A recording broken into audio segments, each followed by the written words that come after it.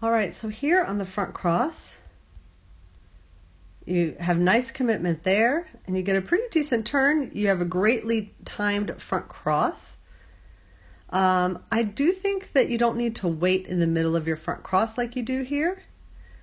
And instead, if you move in this direction, it really helps pull your dog with you. So just go ahead and complete the front cross.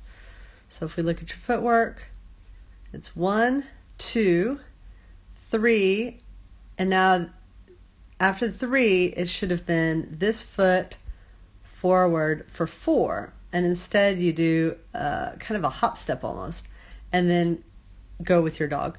But if you just complete the front cross, you'll get you might get a little bit more speed, a little tighter of a turn from your dog rather than waiting on them. And then here, I think, well, your dog takes off pretty close to the jump.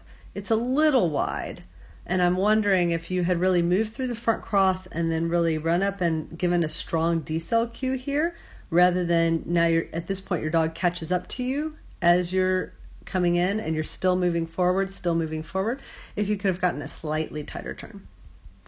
But all in all, very good. Just nitpicking the details. Beautiful. So you've finished. You commit the dog to the jump, you're like, here's the jump, and now I'm blinding. And before your dog takes off, you have reestablished this arm, this head look. Beautiful on the blind cross.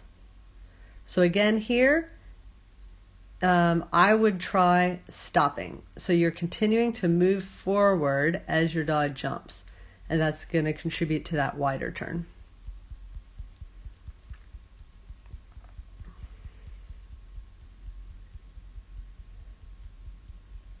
Okay, so this is beautiful. That's perfect. I really like how you kind of hung out here and let your dog get in front of you and then executed the rear.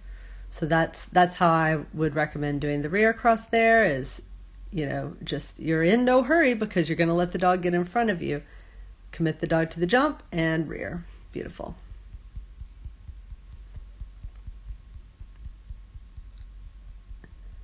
Very nice turn there. So you did a much better job here with stopping your motion and getting a better turn there. Very nice. And this, I believe, I'll have to back up, is a wingless, which makes, I'm going to look at it from the other angle to make sure I'm not lying. Yeah, this is a wingless jump, which makes that backside blind a little bit trickier, and you do a great job. Commit and go so that you can get through that blind cross.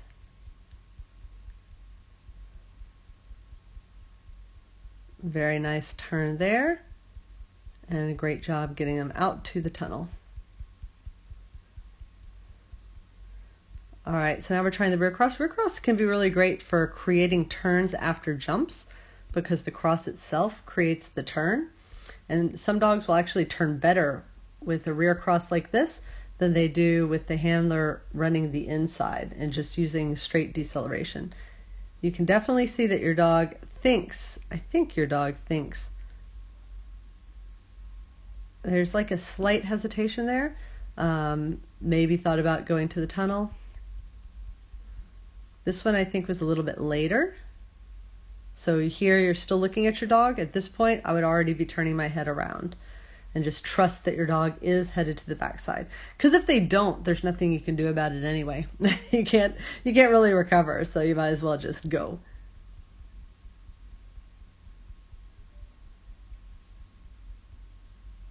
So the blind there puts you on the inside path.